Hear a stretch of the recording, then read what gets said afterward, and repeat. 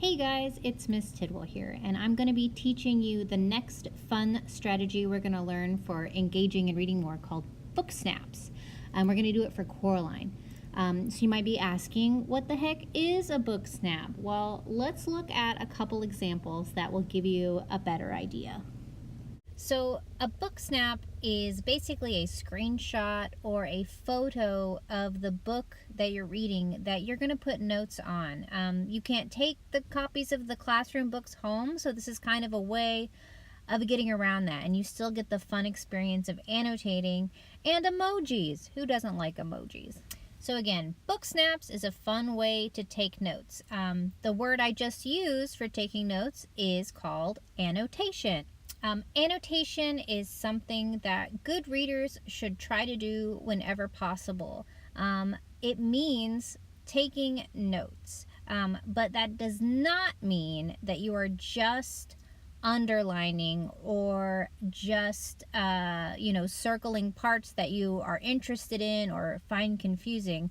Annotation means a lot more. It means you are actively engaging in what the text is saying. You have to write words down.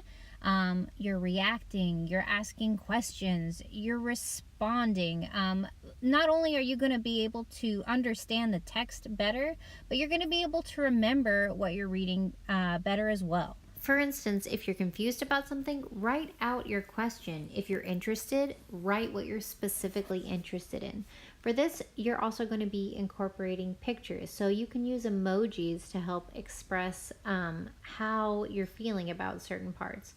You're going to be putting drawings in the book using your iPad or a different app.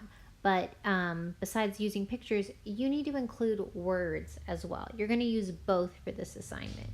You don't have to write a lot, but incorporating a little bit of writing is important. Let's go ahead and look at an example of what I'm expecting from this book snap. Notice in the background of this example, you can see a picture of the page. That's important. For this, you can either take a picture of the book while you're in class, but it'll probably be easier to use your iPad to take a screenshot of the PDF that's available on Schoology. Here you can see I've outlined the photo of the page in purple and indicated it with a purple arrow. With the orange arrow, you can see I've pointed out areas where the person who did this book snap used emojis to not only show what they were feeling in the passage, but since this passage is about animals, they included a bunch of animal emojis as well to show that they're understanding what's going on. In the green, I have pointed out where the person who made this book snap underlined important parts. Remember, there are no right or wrong answers, but what in the part you picked really struck you as significant? That's what I am hoping to find out. As you read more, your ability to determine what is more important in a passage will improve. So this activity will help strengthen that skill. In the red arrow, I've indicated where the person who did this book snap underlined parts that they didn't understand. That could be a word or a phrase. Like good readers will look these words up. I'm not necessarily requiring you to look these words up for this activity, but be aware of things you don't know when you're reading.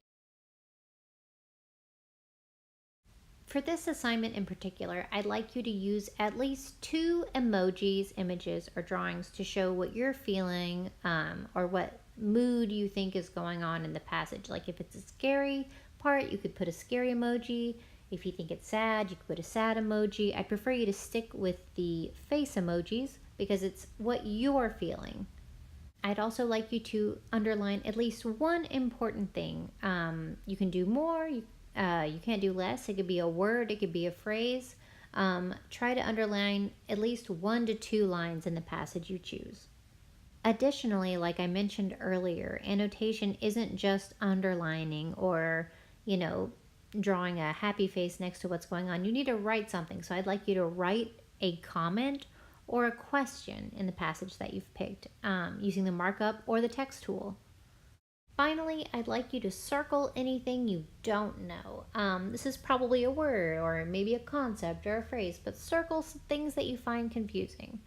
So to repeat, You're going to add at least 2 pictures, underline one important thing, write something, and circle things you don't know. All right, if you think you've got it, go ahead. But those of you who might still not quite understand what I'm saying, I'm going to walk you through step by step what I'm asking.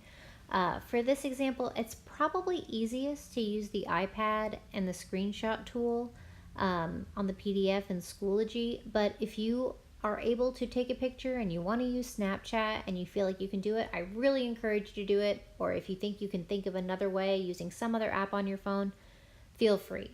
But this tutorial is going to be specific to the iPad. Okay, step 1 is going to be to open the Schoology app on your iPad. Once it's open, you are going to go to your class and you are going to find the Coraline novel and audiobook folder. From there, you're going to select the PDF.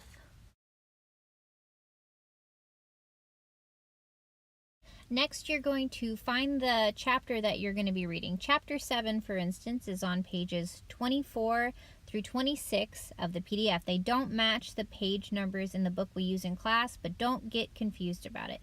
It's a pretty short chapter that I'm using in this example, so don't be too overwhelmed. It's only it covers 3 pages in the PDF. So as you read it, you're going to look for a particular passage or a short part that really strikes you as interesting, that gives you a strong reaction. I want you to focus on whichever part you pick, and then you're going to take a screenshot. Once you take a screenshot, then you can start doing the actual annotating on the document. In this example, I've automatically started working on the screenshot.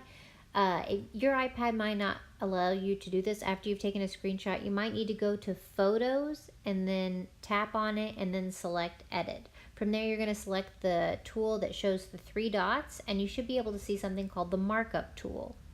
So the book snap, the snap is the screenshot, and now we're going to use the iPad's markup tools, or if you have a different app that you'd like to use, like some people use Snapchat for their snaps, you can do that too, but you need to make sure that you can save the file and submit the picture that you take to Schoology. In this passage, I've selected a part that really struck me as kind of spooky. The kid says, "The names are the first things to go." So I've picked a really spooked out emoji and I've put it above, and then I ask the question, why do the names go?